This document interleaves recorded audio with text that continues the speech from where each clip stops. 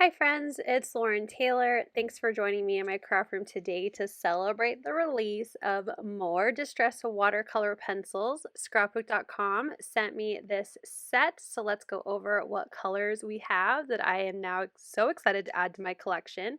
We have Worn Lipstick, Ripe Persimmon, Aged Mahogany, Squeezed Lemonade, Lucky Clover, Pine Needles, Uncharted Mariner, Weathered Wood, Milled Lavender, Gathered Twigs, Old Paper, and Pumice Stone, a whole rainbow of colors. So I have already taken my first three sets. Oh, I also have Scorched Timber, but I have put them in color order, but I'm not going to do that yet with this set. I just want to show you how some of these colors look by coloring in some of the Sunny Lane floral dies that I'm going to die cut from the new mixed media paper pad in white. I'm going to use the 6x8 size because I can fit pretty much all of these dies onto one sheet.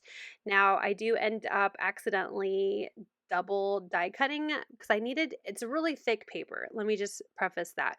So I did not use a shim when I ran this through my Sizzix Big Shot, and a couple of my dies didn't cut all the way through. So I lined them back up and ran them through again, and I totally did not get them lined up well. So I do have to cut a few more off camera with a smaller piece of cardstock, but you can fit the whole entire die set on one 6x8 piece of mixed media cardstock, which I think is pretty darn cool. So I have my stacking trays. I'm going to put all the dies into the small one so I can put them all back onto that backing after I'm done recording. And then I have my pieces in the larger one that I'm going to now watercolor. So I grabbed a bunch of different paintbrushes from my stash. I do like to use the water brush pens with my pencils, but I thought I would give painting with regular paintbrushes a try today rather than the water brush. So I'm just going to use, because I was too lazy to go find a bowl, I'm just going to use my glass board to spray on water, which is totally fine, and part of why I love my glass board. And I'm going to start with using some green, so that Lucky Clover and Pine Needles, to color in my leaves. Now with watercolor, you can build up on the color. You can have it really muted and light and pastel, or deeper and darker depending on how much water you have. So I'll go ahead and color all the leaves with Lucky Clover, just like one layer of color, and set them aside. I'm moving on to my flowers. I already kind of arranged different layers of flowers. You can follow the image on the back of the floral or Sunny Lane's floral panel where all the dies are stuck to, but I kind of just went with what I thought looked cute, and I have a bunch of flowers to layer with. So I'm going to be using the different colors within the set of watercolor pencils to color my flowers. Also, that paintbrush was really weird. I think it might end up going in the trash after this. So then I'm going to bring in my, this time it's pine needles to add kind of some depth and dimension to the leaves, give them a two-tone look. And then I'm taking the same colors from the set of watercolor pencils that were released today to add in more color and layer in more color that's a little darker, a little brighter, just having some fun with the colors. And I'm trying to be messy. I don't want it to look, perfect. I want a very washed watercolor look. So now I'm going to go into the more cooler colors. I did the warmer, brighter ones, and so now I'm going to make a pretty blue and purple flower, although milled lavender is very, very light. So while it is purple, it's a very pale purple. And again, I'll let that dry, and then once they're dry, go back in with more color to create a darker center on everything, to have a bolder look. My flowers, do dry back as it is, the water evaporates and some of the color kind of fades, but overall they're really bright and really colorful on camera. I went ahead and colored the rest of the flowers. I used a combination of these new colors along with some of the existing ones from the first three sets to, just had some fun. I didn't really have any rhyme or reason to what I was coloring. I just wanted bright, happy colors that reminded me also of the Sunny Lane paper pad and the Sunshine solid smooth cardstock pack, so I'm going to be using those to finish off my card. So I knew I liked this kind of greenery background, but I just didn't really like the way the flowers felt lost in the busy background.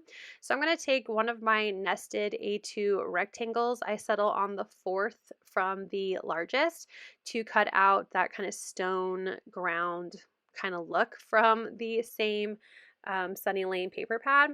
So I'll go ahead and glue that with my tape runner to the center of the greenery background. That will just kind of create a frame of leaves to frame the flowers, and I'm going to put onto this stone piece of pattern paper. So I'll just do my best to get that centered on, and then I'm going to kind of figure out how I want to layer my flowers and leaves on the background.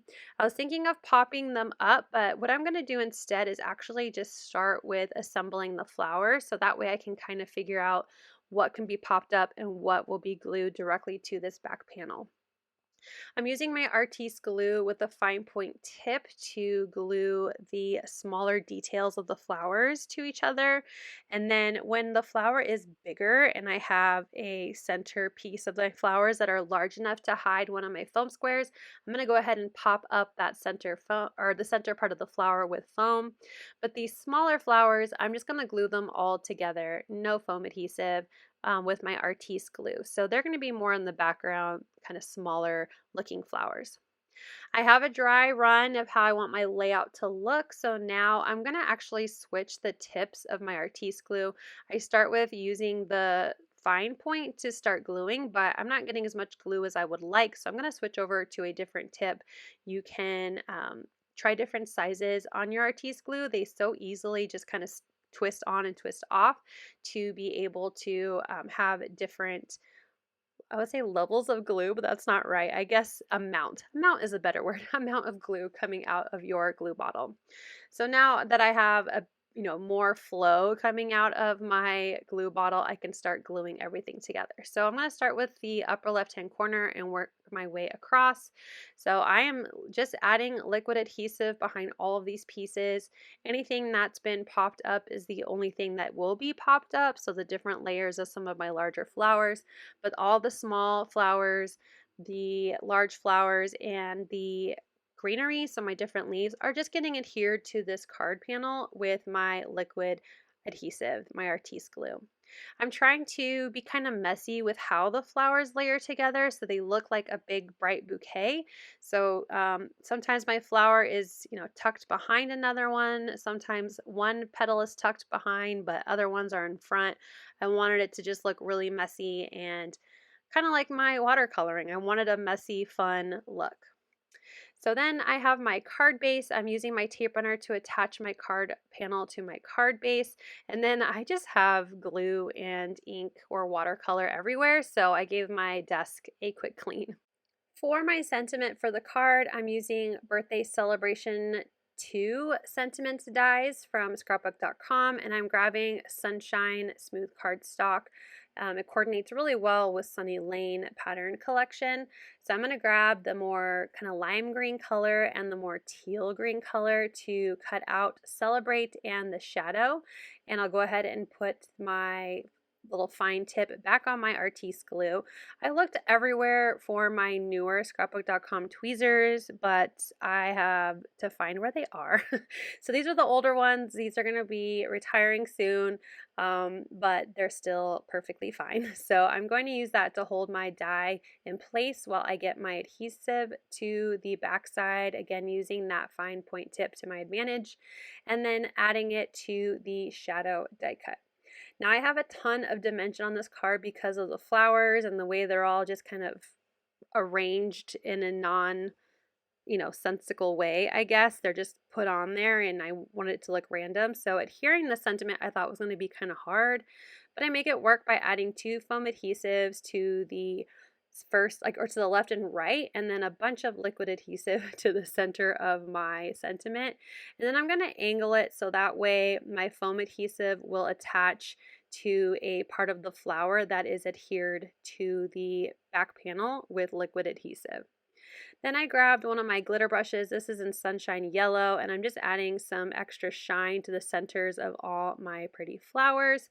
And that will finish off my watercolor card. I hope you had fun seeing some of these new colors in action and that you're just as excited as I am to have more distress colors in watercolor. I'm super, super excited. This is probably one of my favorite mediums with these colors. So thank you to scrapbook.com for the opportunity to create, and you can find a link to the new Tim Holtz products at scrapbook.com down below in my description. Thank you so much for watching. I hope you'll click like, and if you're new here, I hope you'll subscribe and come back.